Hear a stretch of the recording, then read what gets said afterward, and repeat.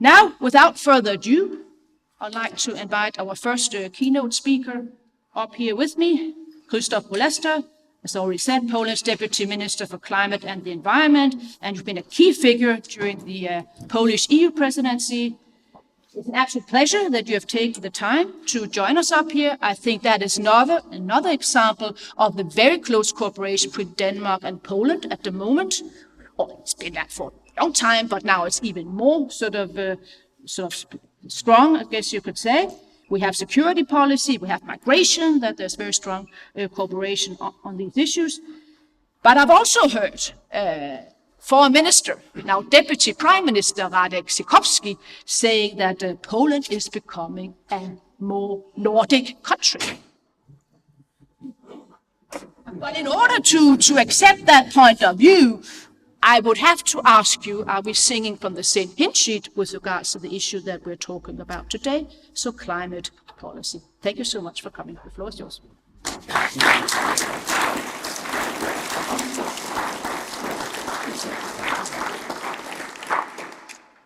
Thank you very much. Thank you, Lucky Fries. I think we share difficult names that no one can pronounce in a foreign language, so I think that's at least one thing that connects us.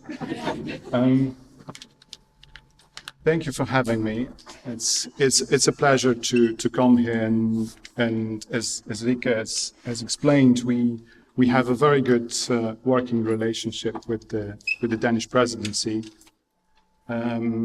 because of some also unexpected priorities that came up that most of us were not looking forward to, like security.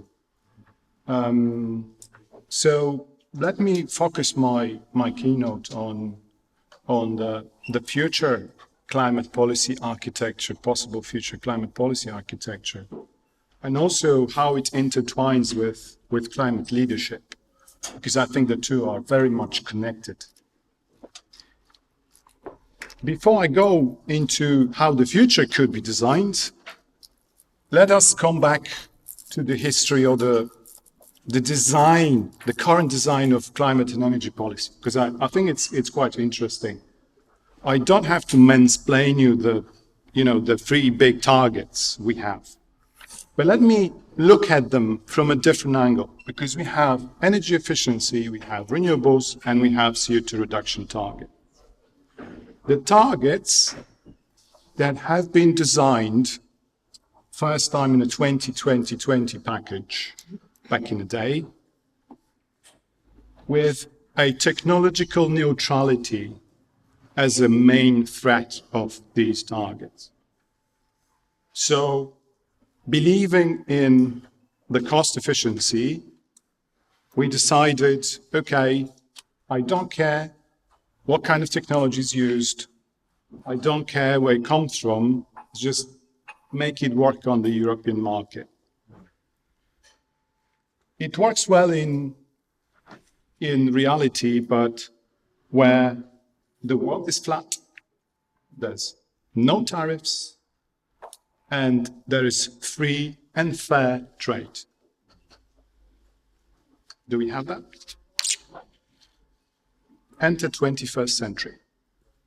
So only so far, we've had unprovoked Russian aggression on Ukraine.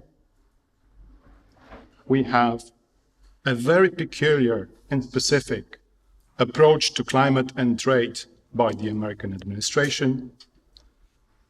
And we also have, and we have to admit it, we have rise of China as the global superpower in clean tech.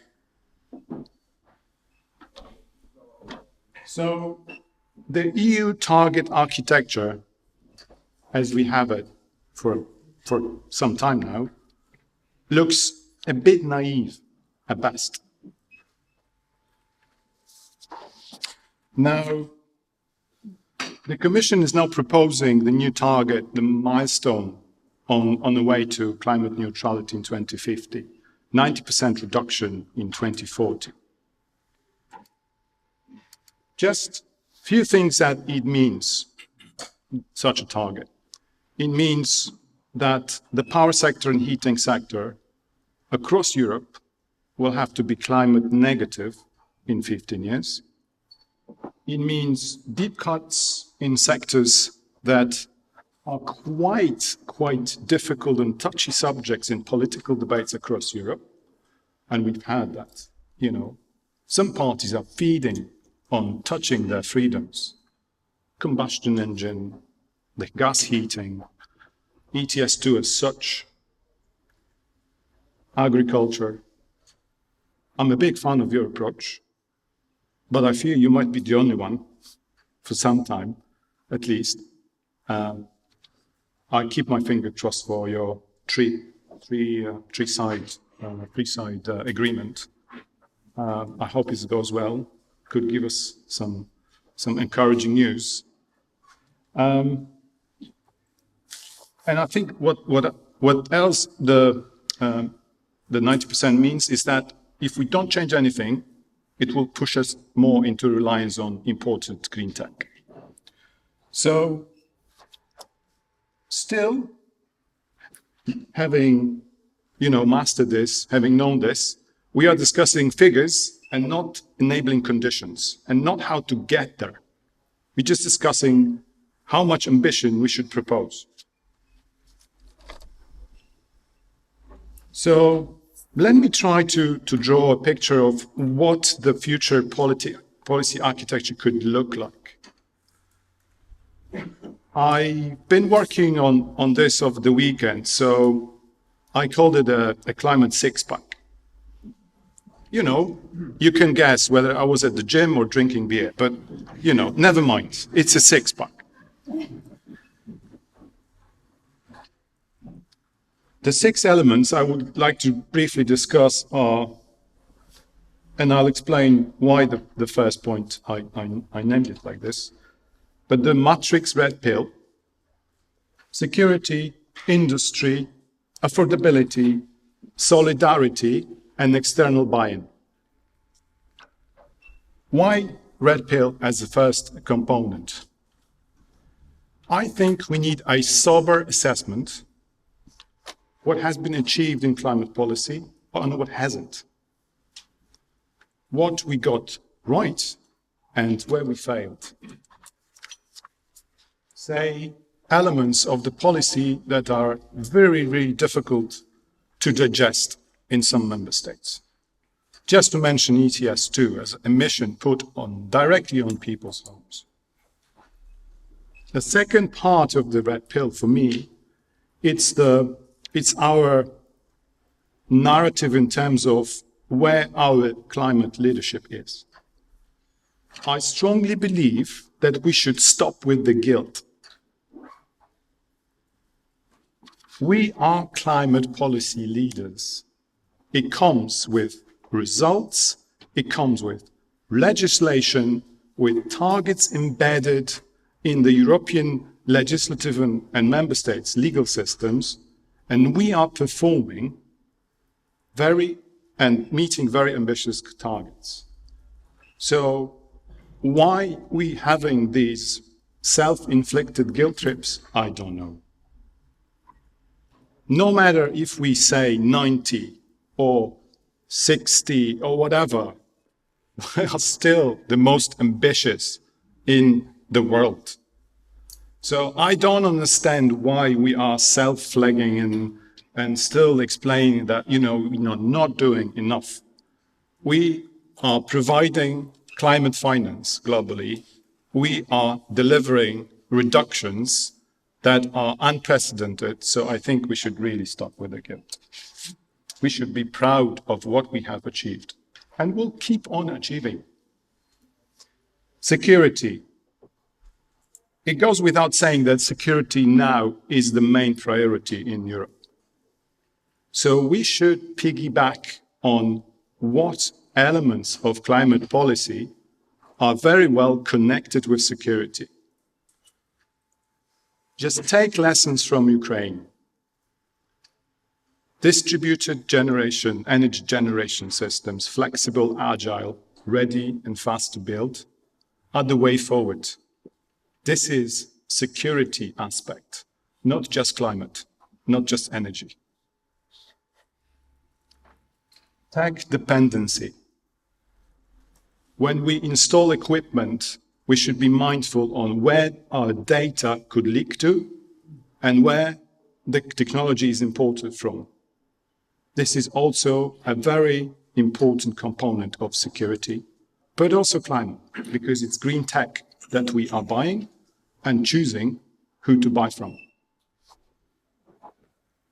Industry, so the third element of the six-pack.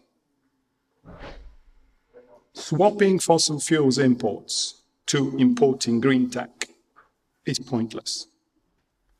It can give us moral high ground, but it doesn't bring jobs, it doesn't bring growth. So we have to do it carefully to maintain the technological leadership in Europe.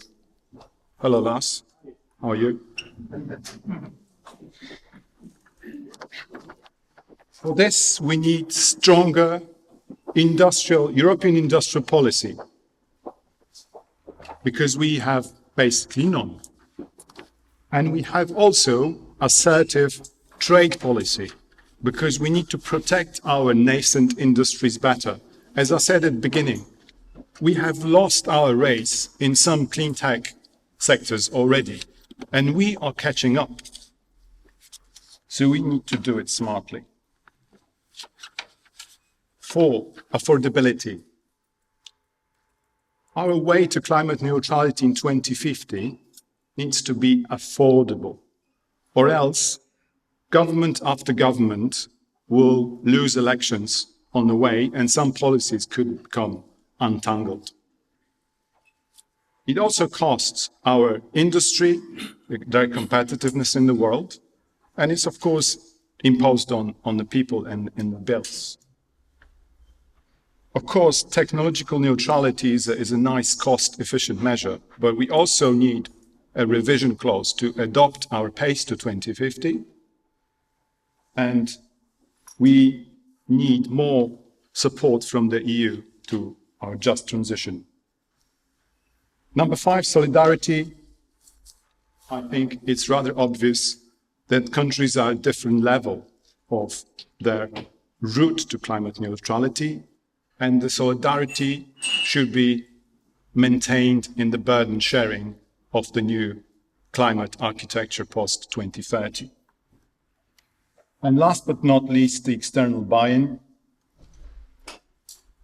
Your leadership is something that you don't announce. You build it, and you're being followed when someone decides that, oh, they are doing something smart. So when we build the new climate architecture based on the principle I just mentioned, I think this will be attractive enough for global players to actually replicate what we are doing. We need to build a model that provides just transition for many countries around the world. And also, if we preach cooperation, we need to embrace it. For me, using offsets, using Article 6 of the climate agreement, is something where we prove to the world that this is our input in international cooperation. If you reduce your emissions, we can cooperate. So I think if we crack those 6, we've built a very, very good and resilient climate policy. And, you know, if we agreed between ourselves and Denmark, then everyone would probably agree. So thank you very much for having me, and thank you.